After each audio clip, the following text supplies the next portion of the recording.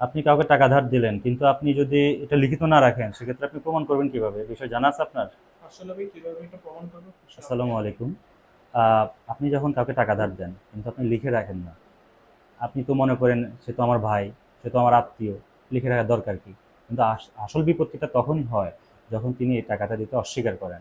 সেক্ষেত্রে আপনি কীভাবে প্রমাণ করবেন? আমাদের যে বাংলাদেশে বিদ্যমান আইন কন্ট্রাক্ট অ্যাক্ট 1872 অনুযায়ী আপনি মৌখিক চুক্তি কোনো ধরনের নিষিদ্ধ না বা অবৈধ না। কিন্তু আপনি যখন লিখে রাখবেন না, তখন এটা হচ্ছে সবচেয়ে বড় বিপত্তির কারণ। কারণ কোর্টে যখন আপনার মামলা হয়, তখন আপনার লিখিত যে দলিল বা আপনার চুক্তি বা আপনার রসিদ, এটা হচ্ছে আসলে আপনার প্রমাণ করার মূল বিষয়। ধরেন আমি একটা উদাহরণ দেই। আপনি কাউকে 50,000 টাকা ধার দিলেন, কিন্তু আপনি লিখিত রাখলেন না। কিন্তু আপনি যখন এটা চাইতে গেলেন, তখন তিনি অস্বীকার করলেন।